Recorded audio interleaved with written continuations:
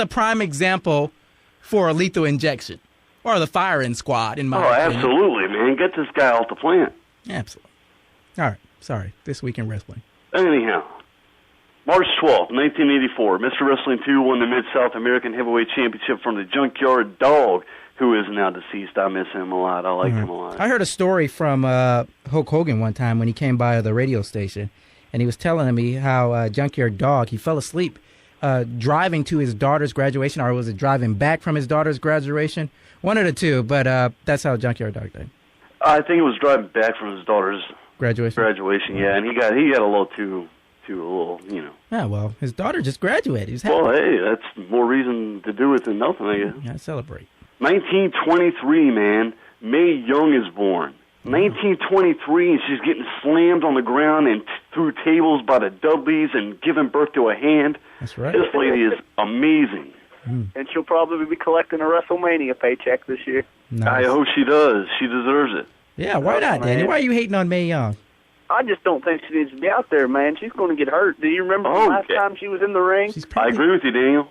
She's going to break a hip or something, man. Probably wouldn't be the first time.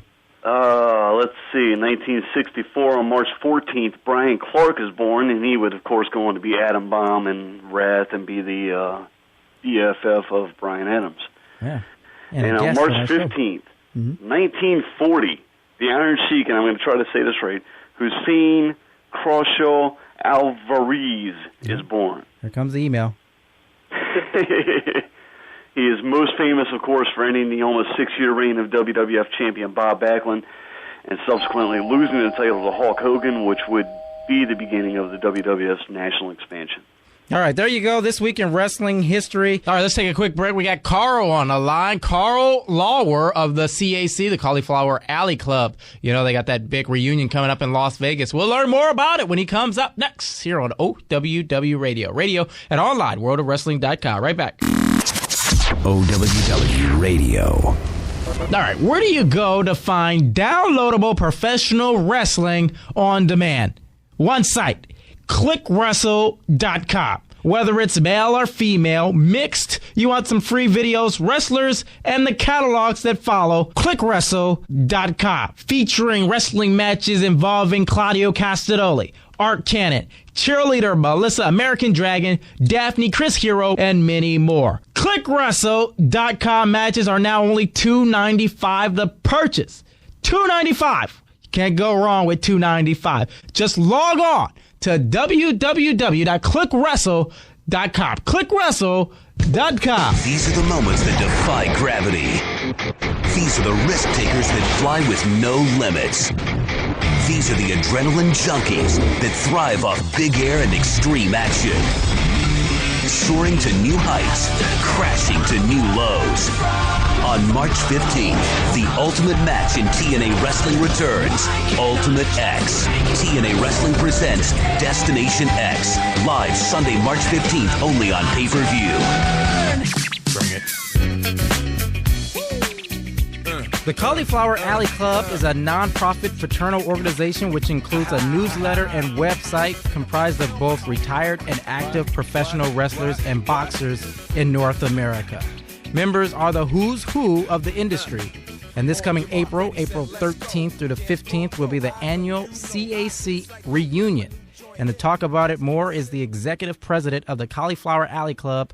Welcome in Karl Lauer, OWW Radio. Karl, welcome into the show. Well, thank you very much for having me on the show. It's a great opportunity to have a chance to talk about our club and answer any questions that you gentlemen might have. Thank you very much for spending the time with us, and I promise we won't keep you too long. But when we're talking to legendary figures, we tend to go long, but I promise we won't do it to you. Oh, you can keep me on as long as you want, as long as we're talking about something good. Right on. Okay, for those listeners who may not know what the Alley Club is all about, let us in on what the Cauliflower Alley Club stands for and the purpose of its existence. Well, in recent years, it has kind of changed a little bit. Once Lou Thez became president, his goal was to have it to become more of a benevolent organization. It had always been non-profit, but generally an organization where just the guys in the wrestling business would get together once a week at an old spaghetti factory in Los Angeles. And after Mike Mazurki passed away, then Lou Thez became president, right. And he wanted to see it more of a benevolent organization. Our membership literally goes all over the world. Exceeds 5,000 names on our original membership list overall, and that includes all those that have passed on, probably 1,200 still alive and active with us. Right, and then Killer Kowalski, I seen his name on the list there.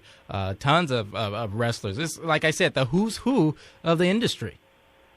Just about everybody that has ever really made a name for themselves, particularly in the past, is a member. I could run down a list of just who's who. Our current president, as you know, is Nick Bockwinkel. That's right. Prior to that was Lou Thez. But guys like Harley Race are very, very active with us every year. Bob Roop, Superstar Billy Graham is making his first appearance with us this coming April. Right. You know, with such legendary figures as you've been mentioning, a part of the organization, there must be like overwhelming stories, both happy and sad, right? Oh yeah. There is. There's a. It's like any time you get together, a bunch of the old guys that get together and they love to tell stories and talk over the swerves and pranks they pulled on each other. And there are some very heartwarming stories that come out of the Colorado Alley Club over the years. And I mean, I have my personal favorites that were I was involved with, to where I recently was on our website about Leo Garibaldi and his father Gino. They hadn't spoken over 20 years because Gino disowned Leo when he got married. Leo was the top teen idol in wrestling, had rumored over 10,000 girls in his fan club. And when Leo got married, Gino felt it just totally destroyed what they had built. Right. And they met accidentally at a luncheon at the CAC, and Gino tried to walk away, and Mike Mazurki grabbed him by the back of the neck and grabbed Leo and just literally stuck their noses together and simply said, "He's still your son and he's still your dad." And there was maybe 85, 90 of us standing around, and all of a sudden the tears started flowing, and they hugged each other. And the ironical part about it, Gino passed away less than a month later. Oh, wow. Yeah, but he had that chance to be there and experience that moment that he may have never had. They would have never talked. The animosity had lasted 20 years. Wow. So it was quite an emotional time. And the time that Tiger Conway met Woody Strode, hadn't seen each other in 30-plus years, and they talk about how the wrestlers used to take them, put them in trunks, and sneak them into the hotels that was no blacks allowed. Oh. You know, and they tell stories like that. So. But our club, like I say, has really become a benevolent organization. I just come back from the Gulf Coast reunion down there in Mobile, Alabama. And I was very proud to make the announcement that with the allotment this year, our club will have given out a total of $100,000 in combination of scholarship and benevolent money. And that's pretty good for an organization with $25 dues. Absolutely.